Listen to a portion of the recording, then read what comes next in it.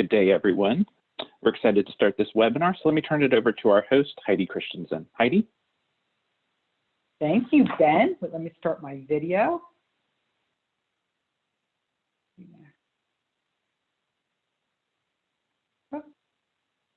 Hi, everyone.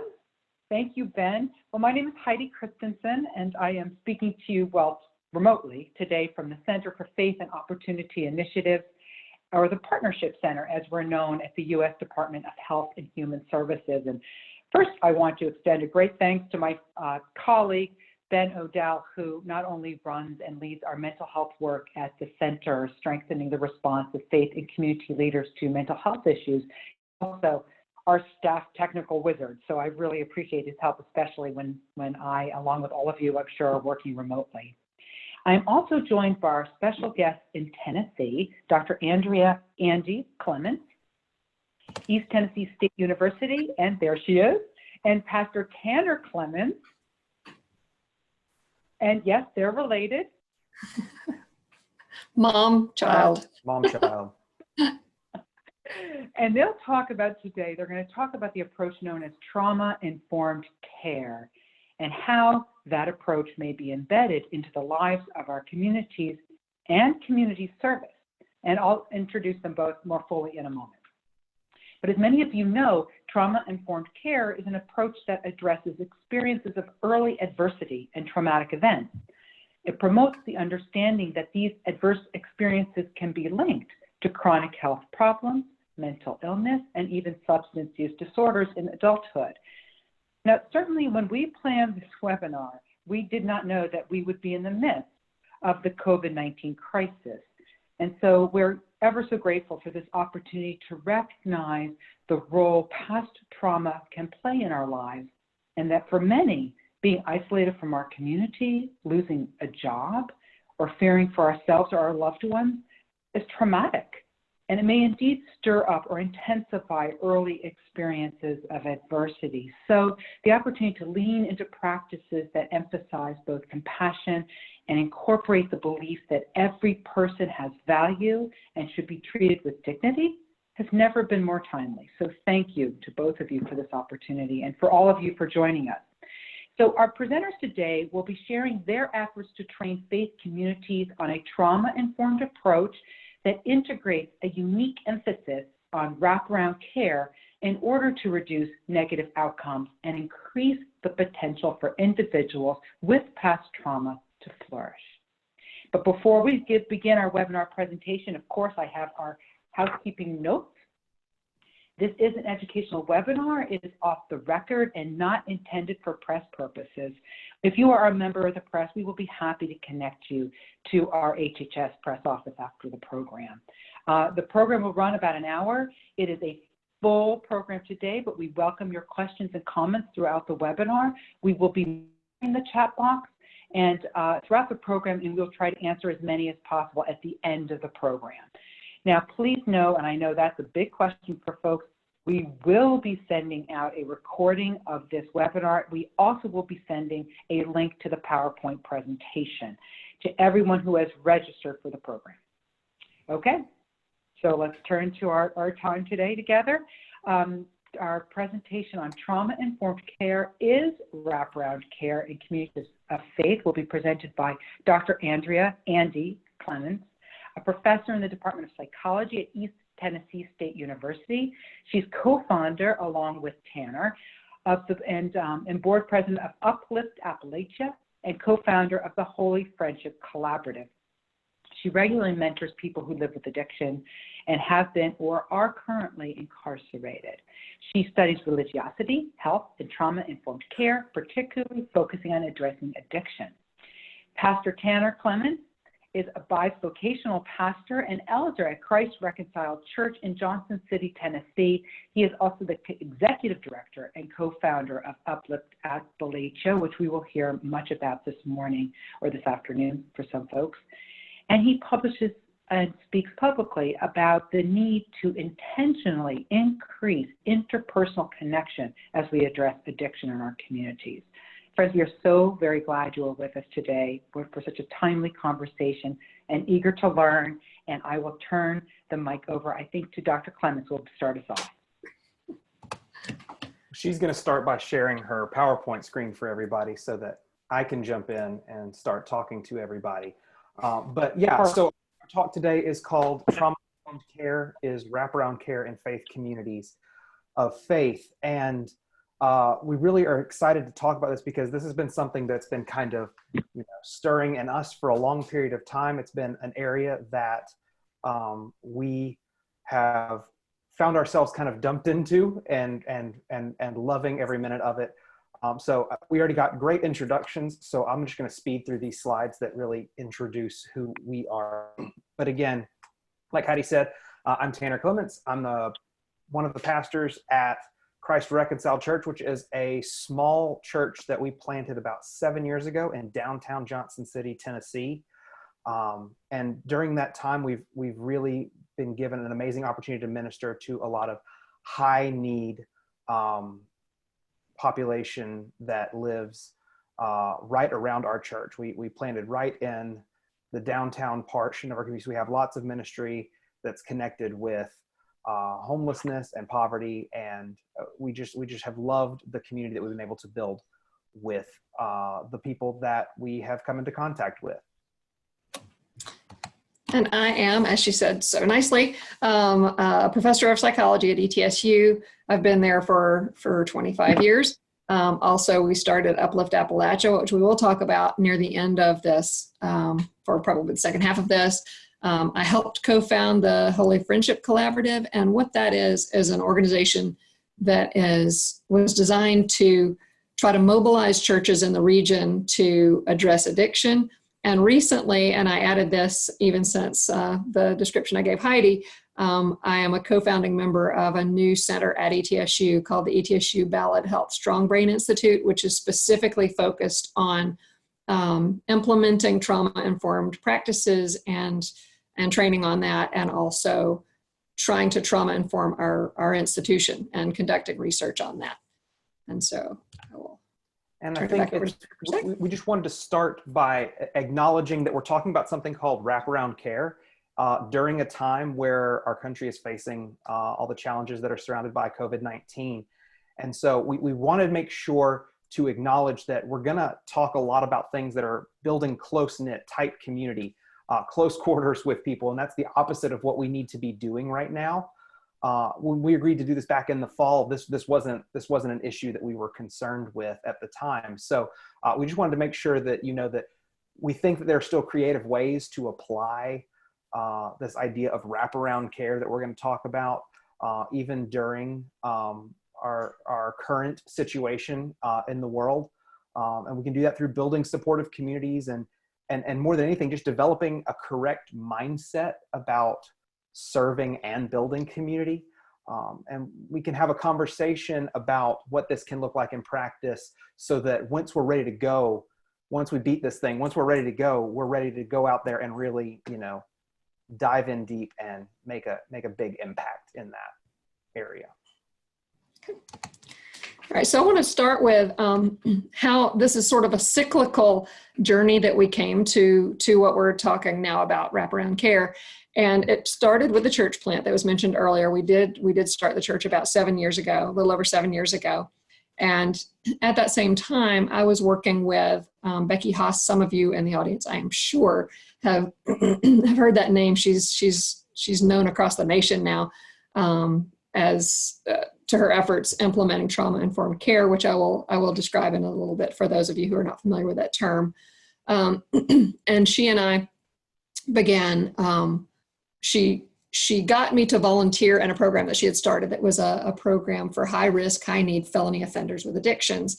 And that was part of, because we had this church that was in an area that this was a common problem. And so I began mentoring people in that program, and through that became very aware of the barriers that people have who struggle with addiction, the particularly legal barriers, but also just day-to-day life barriers. And so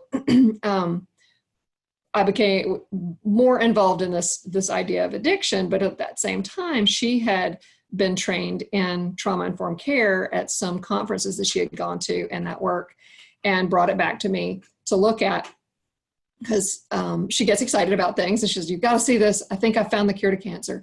And so we began looking at that and investigating it. And the more I investigated it from my skeptical position, I said, "Oh, this really is a thing. And this has some merit and may explain a lot of things."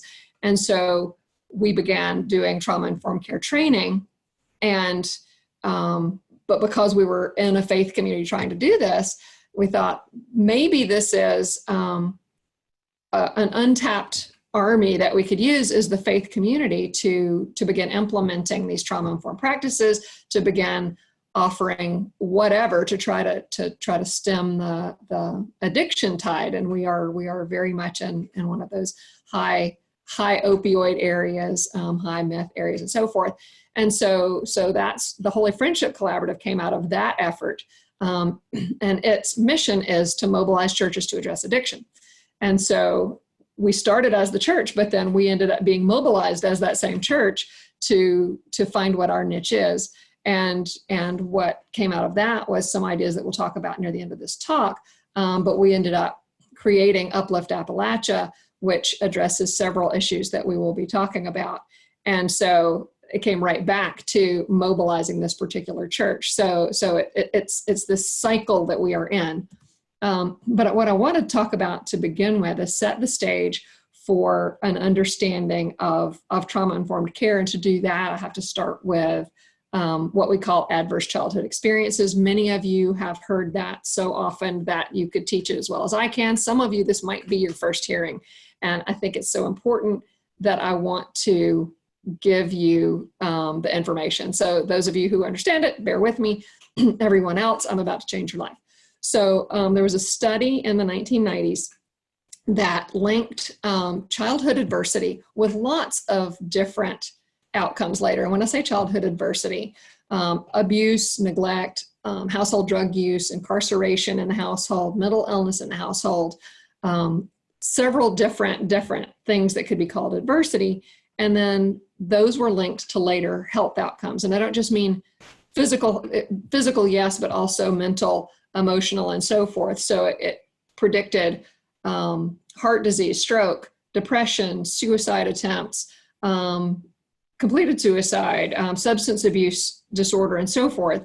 And so what they made use of in the study was a 10-item questionnaire that asked about those things. Now it's a rough screen. It's did this ever happen to you before you were 18? Knowing that could be anywhere from all of them happening every day to one of them happening once. So we know, and many things that were not listed on there, but it was so compelling because what we found was that all of those were predictive, and the more of them you had, just by counting them, the more of these adversities you had, the greater your risk became for some of these other things. So you might have heard people say, I have an ACE score of 2, I have an ACE score of 5, whatever. And so that is referring to this instrument. And so now a lot of research has gone on confirming and reconfirming that. And I think one of the important things, and what really got me interested in this work, is not just that those were related, and that is important, but the more research that's been done, the more we see what seems to be happening. And so these outcomes that we're seeing seem to be actually because of brain changes that happen as young children experience stressors.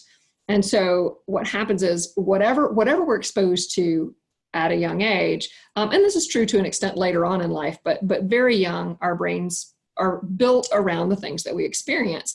And so if what is happening is that we are being, read books and words are pointed to and we name objects and things like that, then our learning part of our brain is being built around language and interaction and communicating with people. But if during that same period we're experiencing stress and there's no one to, you're neglected and there's no one to kiss your boo-boos or to show you words in books and things like that, then a different part of your brain is being built and firmed up. And so we call that toxic stress. If somebody is under stress and under stress and under stress and it's unrelenting, and we know now that toxic stress can cause people's survival mechanisms to kick in. If you have heard the fight, flight, freeze when you're threatened by something, you know, a bear runs into the room. Well, what happens is if these children are not calmed by an adult or reassured or whatever, then that's the part of their brain that is getting really solidified. And so there's a trade-off that the learning part is not, but that part is. And so what you might see later is somebody that is much more inclined to react in anger or to run away from a situation, or even just to freeze and maybe withdraw and not communicate. And so what we know now is that could be because early adversity was causing their brains to be formed quite differently. And that sets the stage for some of these later things that I want to talk about. Not that, I want to do it. There we go. And so what we see now is looking at these numbers. And again, I say that's a rough estimate, but if you just look at this graphic, this is from the Centers for Disease Control, CDC, which we have been hearing from a lot lately. You'll see that over to the right, almost 16% of people have, say, an ACE score of 4 or more. This gives sort of prevalence in the general population. Now there are over a third that have none. They have not experienced any of these. It doesn't mean that keeps you from ever having diseases or ever potentially being addicted to drugs. It just means the more of those you have, the more likely those kinds of things are to occur. And so what does an ACE score of 4 say predict for us? Well, this is just a graphic from a particular article, but there are a lot of these. Like I say, there's a lot of research now. And according to this, 4 or more ACEs, someone is more likely to be depressed, more likely to have heart disease. And you see that's like 12 times as likely to attempt suicide and so forth. You get down to, as I had mentioned, that my interest, particularly research-wise, has been in substance abuse disorder, and so you see they're a 7.4 times as likely to be an alcoholic with that ACE score of 4. So you've experienced 4 of those things sometime before you're 18. One of the statistics I don't have on here, but really stuck out to me, was that if you have a male that has 6 or more of those, they've endorsed 6 or more of those events sometime before they were 18, they are 46 times as likely to be an IV drug user as someone who never experienced any of those.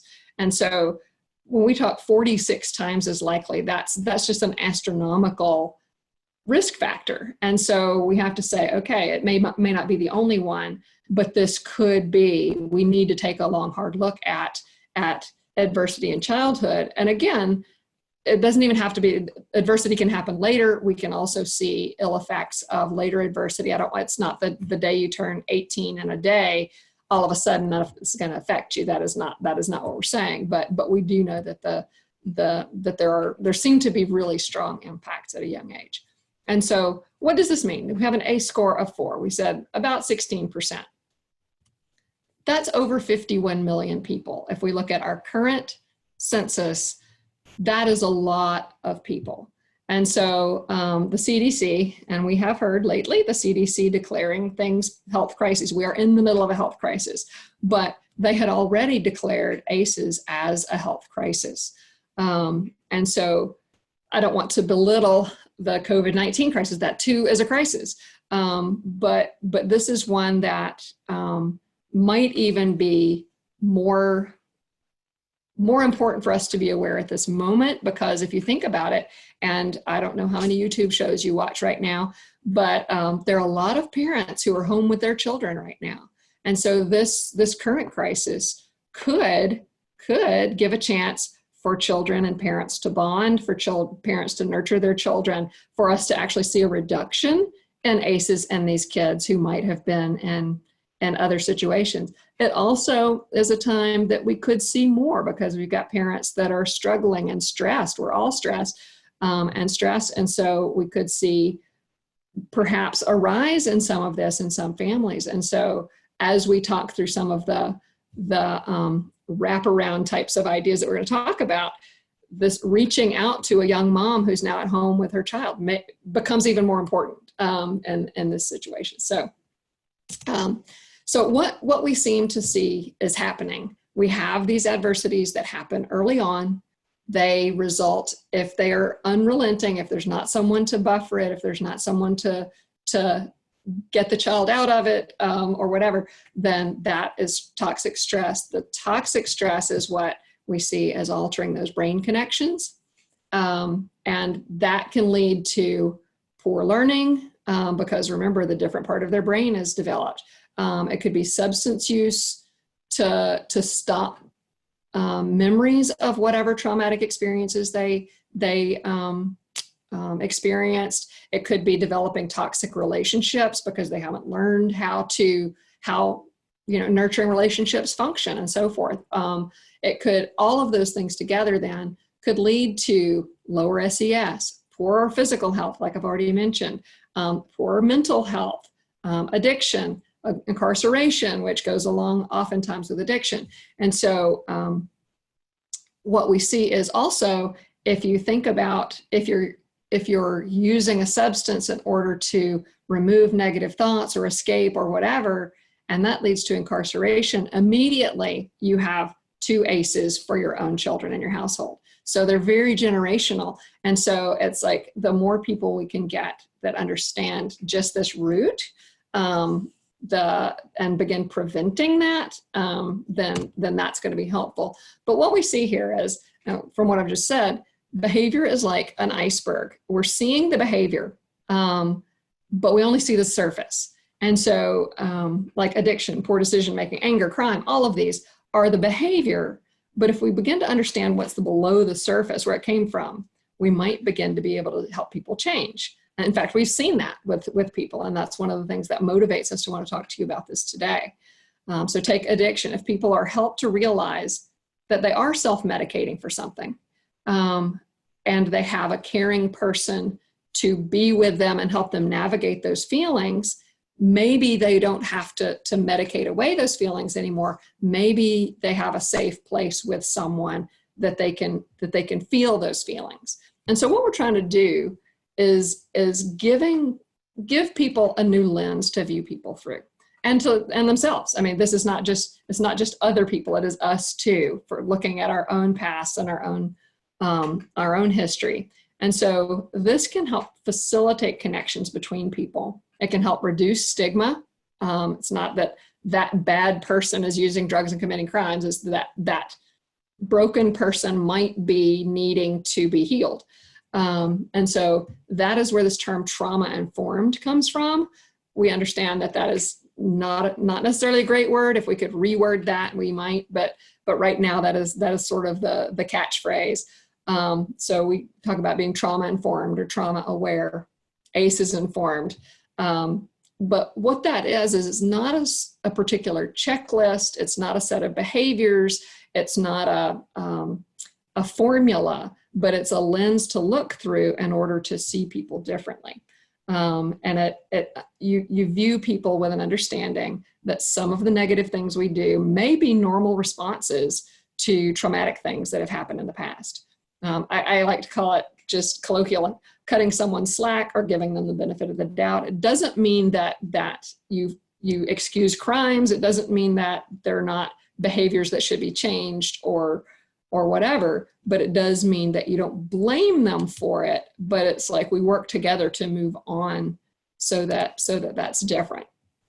And so what does it look like? It looks like one person valuing and caring for another, even when they know the person has stuff in their background. It means that you acknowledge that sometimes things happen to a person that are beyond their control, and those things might be what's causing poor coping behaviors that look pretty negative. The behaviors may be normal adaptations to an abnormal situation. We try to create and maintain a safe environment where people trust us. We try to help people understand where some of their feelings and behaviors may have come from. We try to be with someone as they deal with the feelings. I like to describe it with being with someone as they feel the feels, because sometimes the feels are scary and the feels are painful, But if there's somebody there, just like with a small child, comforting a small child, we may have to do that with adults as they're beginning to deal with things that have happened in their past. And you don't have to be a PhD therapist. This can just be people, just regular people.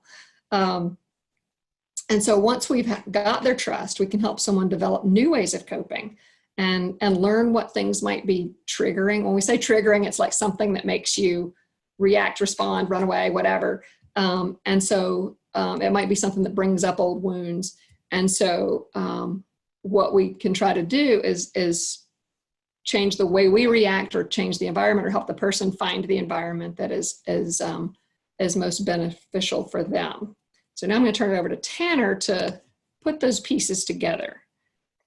Yeah, and so I guess, and I should probably apologize ahead of time because I tend to start preaching, and so if I start going too big, you can rein me back in. But as our church was really starting to understand these ideas, this concept of being trauma informed, and understanding that we could improve our ability to, I guess, look beyond just the behavior of the people that we were seeing and try to, force some sort of morality upon other people, that we should first take a step back and see people for who they were, and see what it was that they had experienced up to that point. And just understanding that the way our brains work and trauma and adversity have changed lives, it just began to help us to connect with what we were seeing in that high-risk community that our church was specifically seeking to minister to. We were seeing problems with addiction, but we were also seeing problems with, trusting authority or anger, or all sorts of different applications of what we were learning through this understanding of being ACEs aware, or trauma aware, and it was really starting to, I guess, shape our picturing of, it was starting to help us put the pieces together. That really is, like, just like the slide says, it was helping us to understand not just why things might be happening that way, but also that was confirming kind of exactly what we already were realizing about the way that we were teaching that we had been created by God in our church, and the belief that our bodies were created by Him to work in a specific way that He designed. And this was directly connecting to the things that we were teaching week in and week out to the people that were coming through our doors, and that we were hoping to see, move away from the struggles that they were finding themselves, maybe trapped in, and instead move toward flourishing. And so this really settled in for me, and you'll see this on the next slide, that there was a study that, and I'm not even going to bother with trying to pronounce names because I'm just a pastor guy here. So you can see the study that's listed there, but there was this study that was speaking specifically about rat pups that were being separated from their mother. And when that would happen, as you would expect, the rat pups would begin to cry out for their mother. They were missing the community that they naturally were inclined to reach for. But the study found that if you gave the rat pups an opioid, that they would stop crying out. They no longer desired their community because they had replaced their natural community needs with this external source, this external opioid that was suppressing their body's natural inclination to desire to be in connection with their mother. And when I heard about this study, I just kind of had this big aha moment. And it was like, we really were all created specifically to exist in community. From the very beginning, if you read the creation account in Genesis, one of the things that God said specifically is, right after He finished creating Adam, He said, it's not good that he should be alone. He needs community. He needed somebody to be there with him. By existing in isolation, which I know is something that we're all dealing with right now, is how do we exist in a little bit more isolation than even perhaps we're used to, because we are like innately designed. We are created in such a way that we should desire to be around one another. And it wasn't until Adam had that community with Eve that God finally looked at His creation and said, this is very good. And this only gets confirmed for us as you look even one chapter further in Genesis chapter 3, when you read the story of the fall. The first thing that Adam and Eve experienced when sin entered the world, when was that their relationship with God was broken and their relationship with one another was broken. Because the first thing that they did was they hid themselves from each other, and then they went and hid themselves from God. They immediately were trying to shy away from community because the thing that they had been built for had now been broken.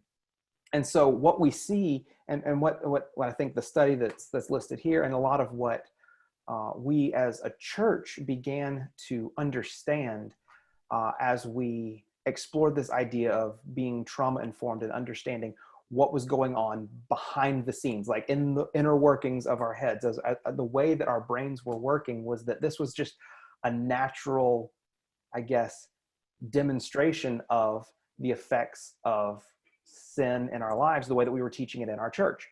And so it caused us to ask these questions about whether or not restoration and connection to other people were directly connected. And we were starting to see that in the research that we're talking about. And so the application, I guess, of a lot of that was that we want to get started right away. Like we're living in a society that is deeply impacted by substance use disorder and all sorts of different struggles that are results possibly of high ACE scores or past trauma that people have experienced. And we as a faith community saw that we had some answers, specifically speaking to how that broken relationship that is a result of the fall, the result of sin, that is a result of all these, and not to say that we're saying that addiction and struggle with addiction is only sin. I don't want to paint with too broad a brush here, because there are certainly aspects of the disease model that we absolutely still have to understand that are at work in here. And that's the point that I think we're trying to make this with this discussion, is that what's happening in our brains isn't working at odds with what we in the faith community are teaching about the way that we were designed by God, but rather these are both kind of speaking to how both of these are working together. Both of these are informing one another. And because there is so much struggle with this in our world today, we just want to get started right away, because people are hurting, people are dying, people are trapped in a spiral that they can't seem to find a way out of. And we want to work with the science community and the faith community to kind of validate this connection, because it seems as though the science is kind of catching up. In my opinion, the science is catching up to what it is that we have been understanding and teaching in the faith community for so long, based on the way that God said we need to be together. And so that led to some really specific practical ways that we wanted to kind of look at this. As you'll see here on the next slide, the more we got, I guess, connected to this high risk, high need community in our church, that we kept finding the consistent needs of this population were that they struggled to find transportation and they struggled to find housing. And it was probably about a year ago now, we were sitting at lunch and just kind of thinking through, what could the church's response be? How can we, if we think that connection, human connection, is so vital to restoring and helping promote flourishing in the lives of people who are struggling with addictions or whatever it may be, and transportation is such a need, what can the church's answer to that be? And we came to this realization that as a church of 30, 35 strong, that 50% of our church was giving rides to the other 50% of our church week in and week out, whether that was to a service on a Sunday morning, or helping them to go get groceries, or helping them to get to a job interview, or maybe they had a court appearance they had to make it to, and we were able to help them make it to their court appearance so that they don't enter right back into that kind of cycle of incarceration and release, and right back into it. How can we walk with people and be side by side with people? And again, I know side by side is kind of not a thing that we're supposed to be practicing right now. So maybe with some social distancing involved, but we found that we as the church were uniquely capable of helping people get from one place to another. That the church really could be, and everybody rolls their eyes when I use it, but we really could be the vehicle to helping people recover. And so you see here, the slide says front seat and not back seat. And because it's not just that we wanted to meet a need, we want to build relations, we want to build human connection with one another, because that's where we think we can most see promote healing or promote flourishing in the lives of one another, because of that human connection that we were designed for, that human connection that gets broken when we start replacing that designed need with something else. Maybe it's a substance or whatever it may be.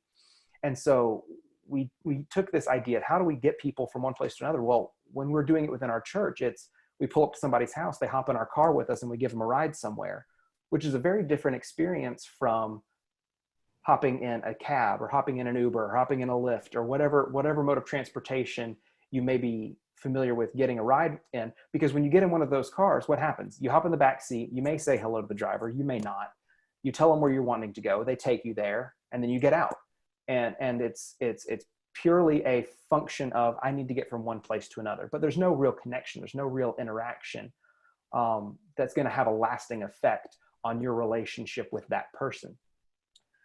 But what we were realizing is this shouldn't be a backseat kind of driving relationship. It should be somebody welcoming somebody into their car as a friend, sitting side by side, and really genuinely building a relationship with them, because it's through going through life with them in this way that we had seen be most effective in our church. There's this, I think, beautiful example of one relationship that we saw get built in our church, where there was an Army vet who struggles with past substance use and has PTSD and struggles with anger management and many things, who needed rides to church, and ended up riding to church every week with a college graduate who is very shy, very quiet, not very outgoing, not very comfortable being around other people, but lived close enough to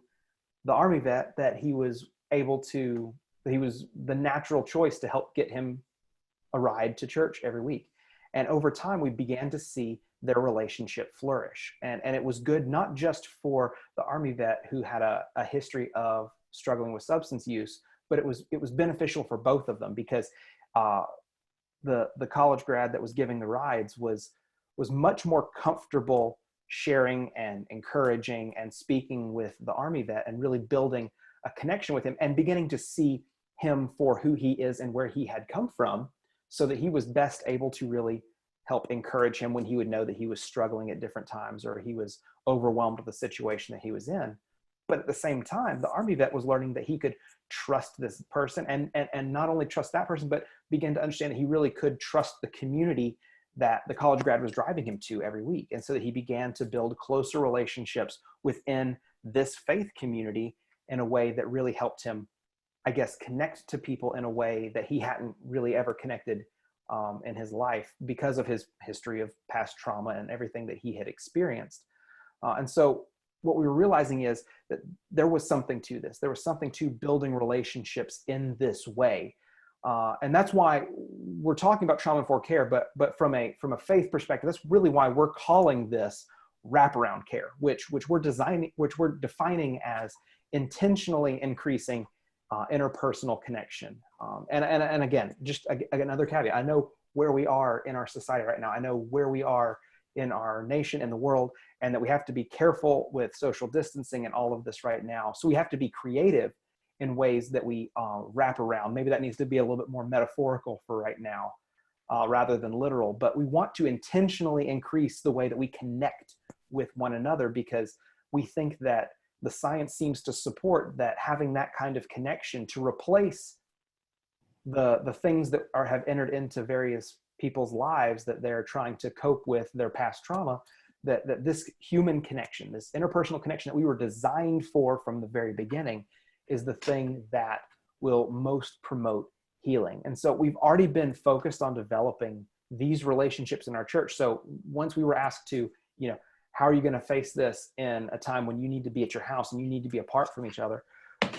we immediately had the connections. We already had the bedrock of relationship that had been built, so that we knew who our people were. We knew who we needed to reach out to. We knew what their situations were. And we also, because we had taken this kind of trauma-informed approach to working with them up to this point, we were prepared to know what it is they may be feeling right now because of some past isolation or some past experience that they had gone through. And so we were thankful that we had the technology, and we also had the relationships already built that we could immediately respond to the situation and begin to work with one another. And so, like we said at the beginning, this is going to be a time where we can't necessarily physically be together. We can't make this really, physical demonstration of how we love each other. I mean, we talk about wraparound. That sounds like a big hug, and that's really what we're wanting, but this isn't a time where we can do that. But we still can be creative and come up with, I think, some really profound ways to impact each other's lives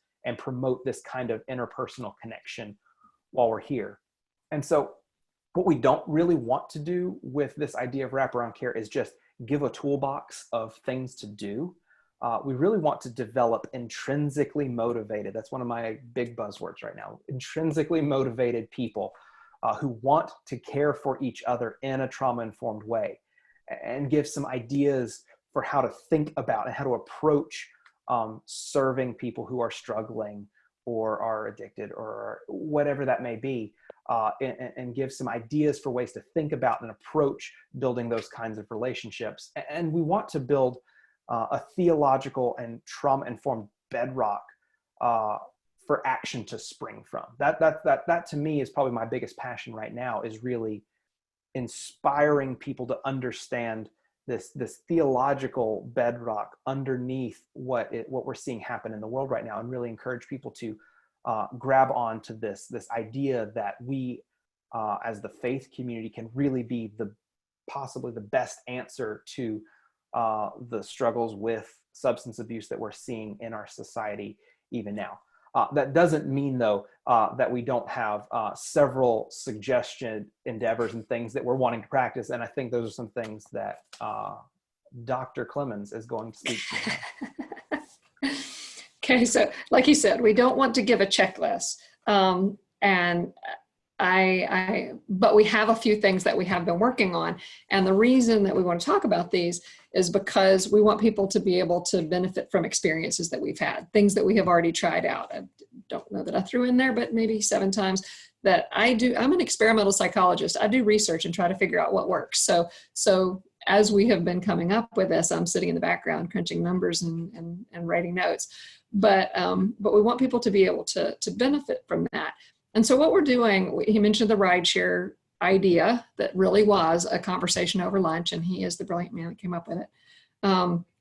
But also applying these same principles, ideas, philosophy, intrinsic motivation, whatever, calling by God, to housing, to helping people get jobs and so forth. But what we're trying to do is formalize some of them, particularly the rideshare, the housing, and the theological training, so that we can help churches to have a shortcut over what we've done. I mean, we've been working on this really in hindsight for 7 years that we didn't realize we were doing for a lot of the time. But that way people can jump right into the caring part of it and the implementing part. So we're trying to formalize the rideshare program. We mentioned Uplift Appalachia, 3 arms: Uplift Rides, Uplift Housing, Uplift Jobs. And we're working on the rides and the housing right now. And so what we want to do is think through the logistics that a church would have to go through, liability and organization and structure and who does what and all of those kinds of things, not to decide it for them, but to think through that so that they know what sort of ideas that they would have to go through. We're also formalizing a way to do recovery housing that really focuses on that interpersonal connection among residents. A lot of times you have people who have a place to live and people who guard them or watch over them. And we want something where it's much more interpersonal and interconnected, a supportive relationship that builds an actual community of people within that.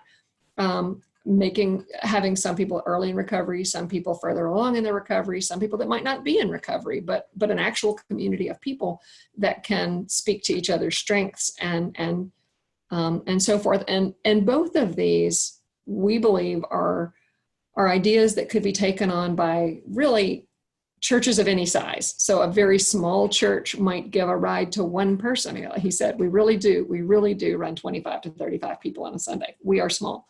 And so we might be giving rides to 2 or 3 people, but we know those 2 or 3 people well. A church of 3,000 or 4,000 might be able to give rides to 300 or 400 people and know those people really well.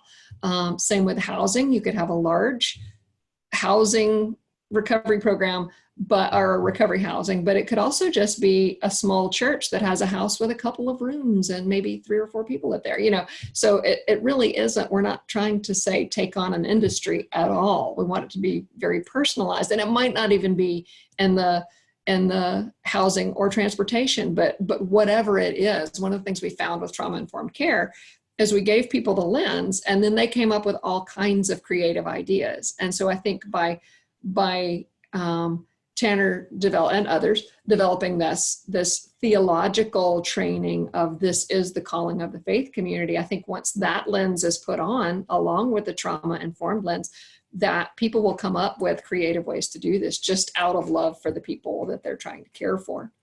And so back to script. So finally, we're also collaborating with the science community to begin to connect the dots between the neuroscience and the theology, the ACEs and the addiction. A couple of things that we've been asked to do. Tanner and I were asked to write a chapter for a book, the Graduate Medical Education Consortium of Southwest Virginia. That is a mouthful.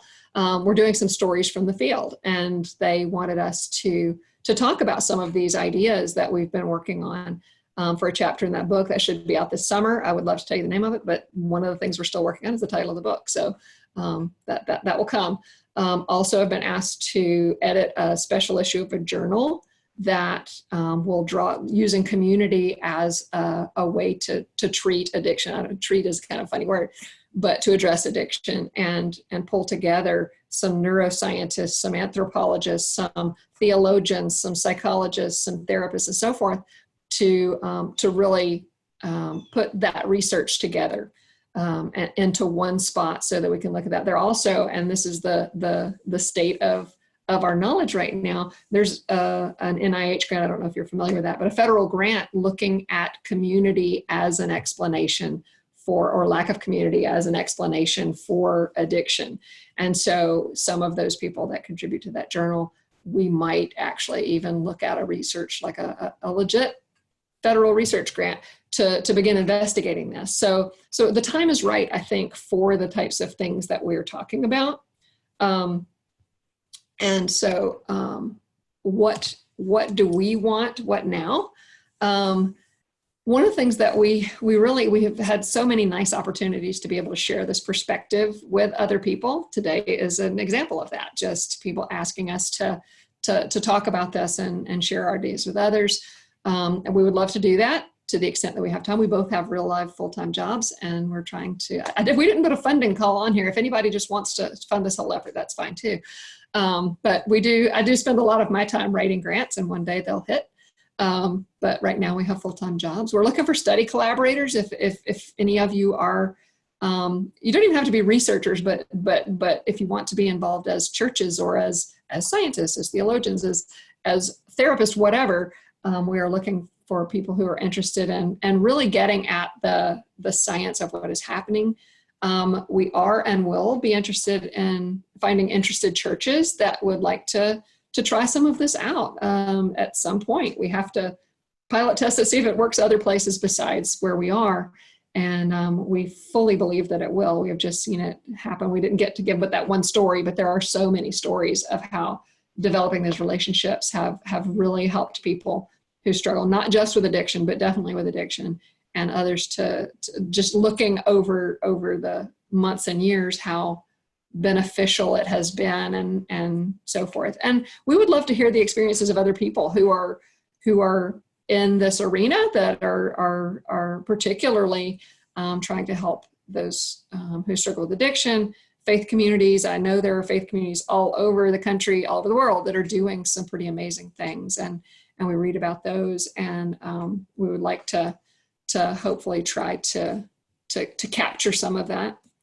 All right, I'm going to let Tanner wrap up by talking about some of these endeavors, and then I think we probably will have time for a couple of questions, maybe. Yeah, so this is I promise this isn't meant to be salesy, but just if you want more information about some of the things that we've been talking about, and I know the PowerPoint is going to be going out to everybody that participated. So hopefully these links work.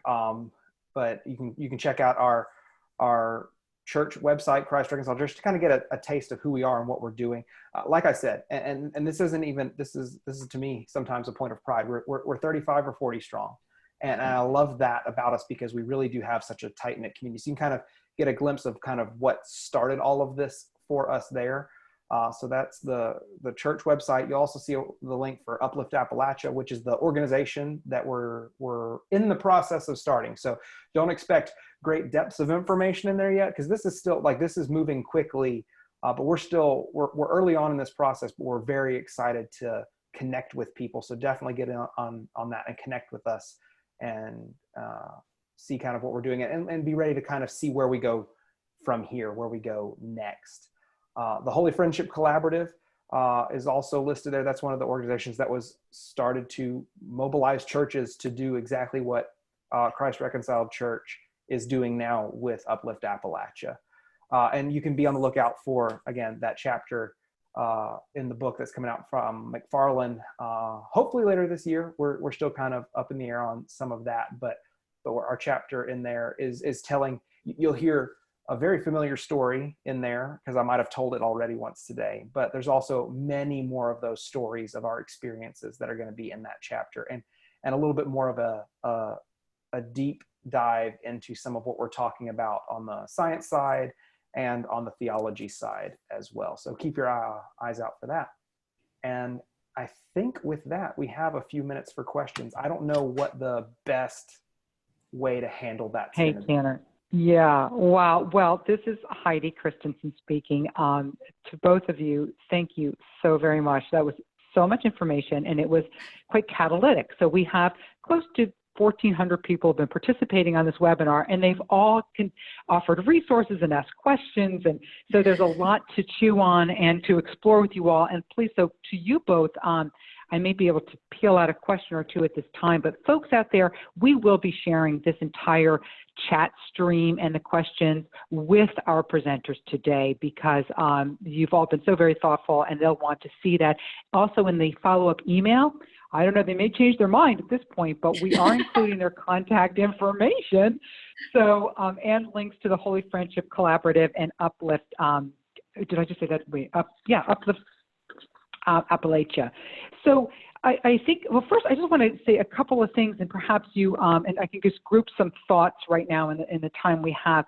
First, I know you all especially are speaking from, for the most part, from a Christian tradition, the use of the word church and that framework, because that is somewhat the majority of your, not only your own personal experience, but of many of your current members. But I know that your framework does apply, and the Holy Friendship Collaborative is working across faith, and also including mission-driven folk, and it more can be broadly, this concept can be broadly of connection, can be used broadly across organizations. We've gotten a lot of chat, and rightly so, that oftentimes the church has been a source of trauma. So we need to kind of, how does that get integrated? There's been some great conversations around, well, trauma also can be deeply embedded in the experience, the historical and cultural experience of a community. Like in the South, in slavery, and areas where there may be this kind of deeply embedded trauma. How does the approach look to that? So there's that kind of body of questions. And I think, what I'd love to bring up is two things in the time we have left. That this idea of being with someone as they feel their feelings. And John had written in, you don't have to be a therapist to be therapeutic. But this idea of being with, are there skills, and I know you didn't want to put, yeah, that's great, Tanner. it's not as though you want to put through specific practices, but there must be some skill in being with. And is that part of the curriculum that you extend or train faith communities on, and how might people access that? So that would be the one question I'd like you to both address. And the second one would be, so many people are saying, how do we drive collaborative activity locally? How do we become parts of what you're doing? And we may have to say that in two segments. So those are the two things I think in the time we have left that would be wonderful for you to address. Can I do the first little bit first? Yeah. In our longer faith-based trauma-informed care training, which we do have one of those that's already ready that we present, it takes about 3 hours. We do address historical trauma, community trauma, and I also do want to acknowledge, yes, the church has been a source of trauma historically, and I hope that by teaching some of this, that will lessen that some of it is acknowledgement and some of it is just, unintentionally, but by bringing that awareness, I hope that is something that begins to change, and it is earning back trust of people that may have been traumatized in any kind of faith setting. The other thing is multiple faiths. Yeah, we're Bible Belt right here, but a lot of this would apply to any faiths, and that goes along with the research question I said a while ago. I would love if there are people from other religions that would like to participate and maybe try this out in other contexts. We just don't have access to that here. Tanner, I see your lips wanting to move to. I'm wanting to go. Just speaking to will we be able to teach people how to do community well? That is a really detailed, there's a lot of layers to that question. But the most important thing that I could say is, when we planted a church 7 years ago, we didn't know how to community well. We weren't planning on starting a church 7 years ago. We were thinking about what it would look like. And then we found out 2-3 weeks before, hey, you're going to start a church in 2 or 3 weeks. And so we did a lot of learning on the job. But to me, the most helpful thing that I've learned that prepared me, and this isn't just to reinforce, hey, this talk's really good for you guys to listen to, but just this understanding of what's going on kind of under the hood, like how we work. Having that knowledge has given me personally more confidence to begin to build relationships with people in a more meaningful way, because I understand a place to start. I have a starting point. I understand that there are things in your life that I haven't experienced, and I make it my goal to give you the space to, explain that to me as much as you can, or connect with that as much as you can. But it's more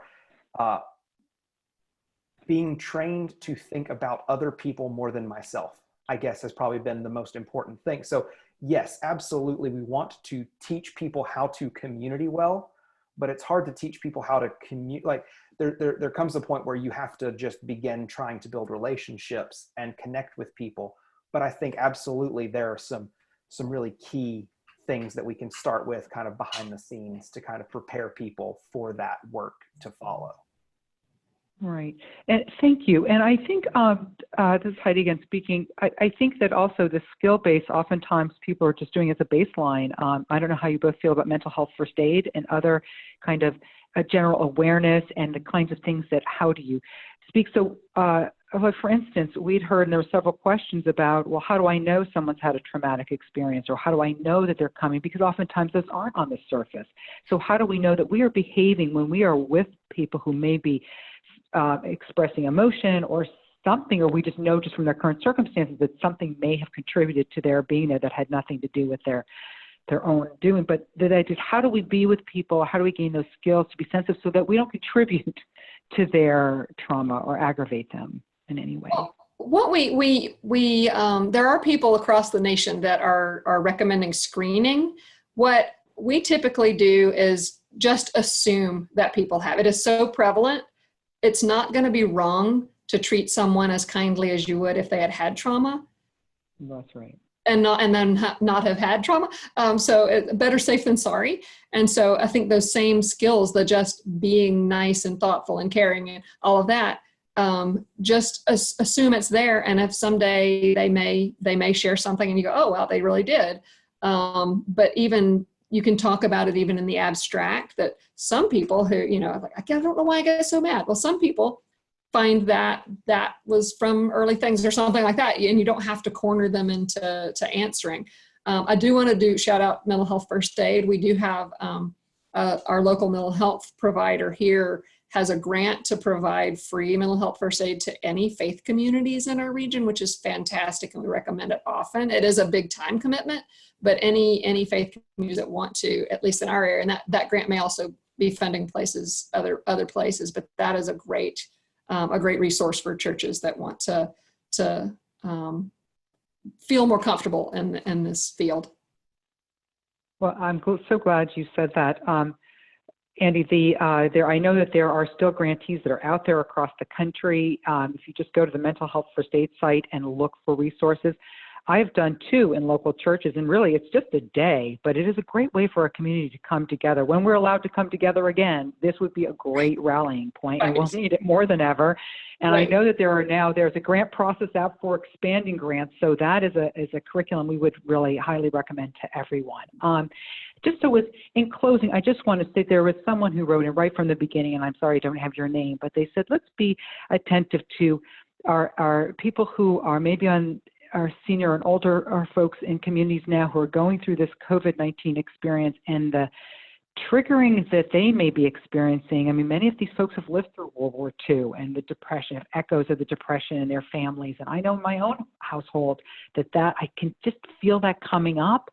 So there's a lot in the air right now, and it is never a better time for patience, prudence, and just kindness to one another. I can't thank you both more for this generous time and extension of just such valuable information and your willingness to be in conversation as we continue this journey together. Thank you so very much. I also want to thank my colleague Ben for walking us through the technological, doing these kinds of things from a distance. Thank you so much, Ben.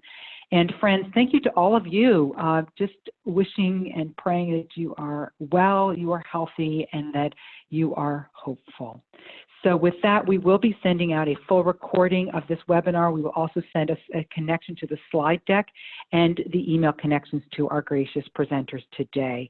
So with peace and thankfulness to each and every one of you, have a great afternoon. The webinar now is, well, we'll continue the conversation at another point, but for today, have a great afternoon. Thank you, friends. Thanks. Bye-bye.